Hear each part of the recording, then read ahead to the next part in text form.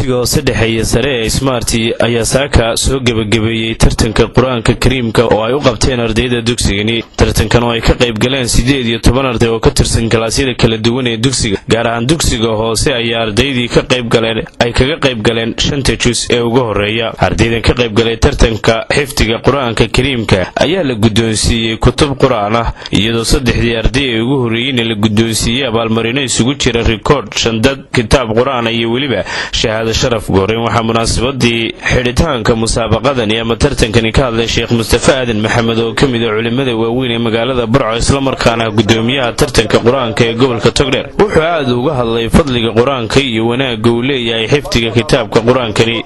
waxa uu Sheekh Mustafa sheegay in qof waliba inta uu Quraanka ka xifdiyo ku abaal marinayo. wuxuu Sheekhu aad ugu booriyay ardayda inay ku dadaalaan xifdiga kitaabka Ilaahay, wax la barto oo la akhriyo oo la xifdiyo waxa ugu khayr badan kalaamullah ayuu yiri Sheekh Mustafa. fadhigan isaga iyo fadhiyada kale ee khayriga intaba inaynu isugu nimaadno. marka labaad runtii waxaan u mahadnaqayaa maamulka dugsiyadan Smart Schools, maamulka hadday tahay macallimiinta hadday tahay iyo dhammaan cidda kale ka hawlgasha hadday tahay iyo ardayda lafteedu dhigata hadday tahay.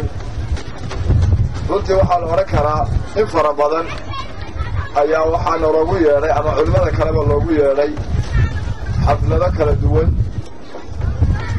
iskuulladu in badan baa waxayna yidhaahdeen waxaa nagala soo qayb gashaan xafladii furitaanka dugsiga maalan, oo ardaydii dugsiga ama imtixaanka gashay ee sana dugsiyeedka ka gudubtay maalan kuwii ugu sarsareeyey la guddoonsiinayo jaa-isooyin iyo abaalmarino. hebel oo intaa iyo intaa keenay iyo hebel oo intaa iyo intaa keenay iyo heblaayo intaa iyo intaa keentay. malcaamadaha quraanka ama maraakista quraanka laga dhigtana in badan ayaa waxa dhacday inayna yidhaahdeen ardaydii quraanka dhammaysay qalin jabisay baanu shahaadooyin ama wax la guddoonsiinaynaa nagala soo qayb galo. Sheekh Abdul Abdullaahi oo isna ka mid ah culimada magaalada Burco ahna imaamka masjidul jaamaca magaalada Burco ayaa aad uga sheekeeyay tarbiyada carruurta iyo wanaagga ay leedahay in carruurta lagu rabeeyo tubta toosan iyo diinta islaamka. wuxuu Sheekh Abdul xusay in tarbiyada carruurta ay tahay waxa kaliya ee ubadka lagu maamuli karo, wax wal oo wanaagsanna lagu xafidsiin karo. wuxuu Sheekhu u duceeyay ardaydii aadka u yaryarayd ee ka qayb galay tartankan xifdiga Quraanka. maamulaha dugsiga Smart Sheekh Cali Aadan Ibraahin ayaa isna ka warbixiyay ujeedka ay tartankani u qabteen iyo inay qaban doonaan sanadaha soo socda.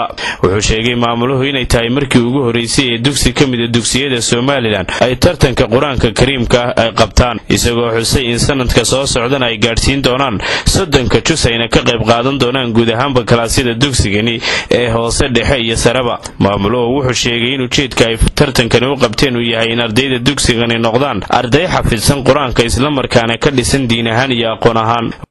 oo Quraanka lagu barto waa keejay ilaahay tagatiri loo dhigo xifdo Quraan ay qaataan, haddana si maarta Quraanka naftiisa iyo wanaagiisa iyo macaankiisa loo dhadhansiiyo.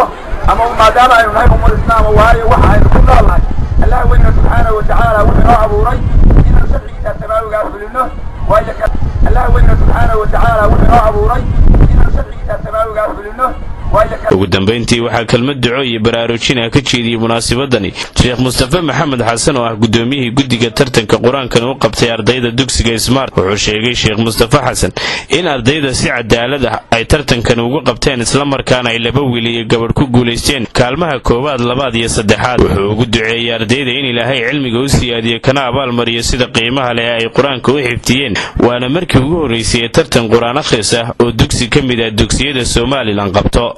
waxaana fursadaasi helay dugsiga Smart Burco. Mustafa Usmaan Cabdiraxmaan Mustafa Teacher, shabakada caalamiga ee hadhwanaag news magaalada Burco.